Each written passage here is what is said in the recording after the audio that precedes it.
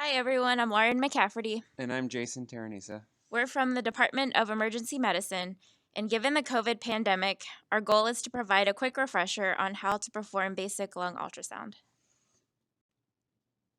So the first thing we'll go over is probe selection.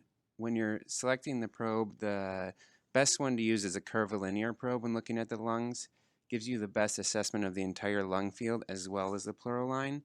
If the curvilinear probe is not available, the next best is the phased array probe. If neither of these available, the linear probe is okay for looking at lungs, but really one of these other two are going to be a better option to assess the entire lung field. The linear probe, however, is the best at looking at the pleural line superficially. So we're going to talk about the 12-zone technique. This involves 4 anterolateral zones as well as 2 posterior zones, and it's 6 zones total on each side for a total of 12. Just keep in mind that the more lung you scan, the better, but this is a good starting point for a thorough lung evaluation. So for zone 1, this is going to be the most anterior and superior zone on the chest. It's important to remember for every zone you're scanning, the probe marker should be towards the patient's head, and also make sure that the probe itself is perpendicular to the skin. This is important when you're sliding laterally. Remember that the chest is like a circular structure, so you're going to end up angling the probe. Just make sure it's always perpendicular to the skin. So this just demonstrates kind of what you're looking at. The ribs will appear in cross-section and will appear as shadows. In between the rib shadows, you'll see the pleural line, which is the bright white or hyperechoic structure. In a normal lung, this will appear thin. It's very regular and moves with respiration.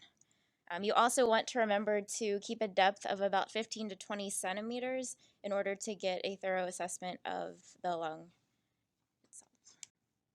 So here's a picture of zone 2. So this is just sliding slightly inferior on the chest. You're still on the anterior portion of the chest though. This is zone 3. Here you're moving a little bit more laterally and you're in the mid-axillary line. Zone 4, again, you're just sliding down more inferiorly. You might catch a glimpse of the diaphragm in this zone, but mostly you're still mid-axillary line lateral on the side of the chest. Now moving posteriorly, if possible, have the patient sit up. If the patient is also able to lean forward, this will provide a better assessment. Remember, you're scanning medial to the scapula and kind of heading toward the transverse processes. And then zone 6 is pictured here, so you're sliding more inferiorly. It's important to remember that most of the pathology tends to be in the area of zone 6 just because that's the base of the lung and most dependent portion. So when looking here, it sometimes helps to kind of scan throughout zone 6 to get a couple different pictures for more comprehensive evaluation. So to summarize, you'll use the curvilinear probe. You'll have the indicator pointing toward the patient's head. Keep the probe perpendicular to the chest wall, regardless of where you are on the chest. Remember, 6 zones on each side for the total of 12.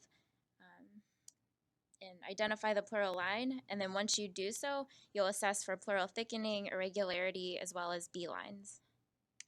If you have any questions, feel free to email us at uhcmcultrasound@gmail.com. Thanks.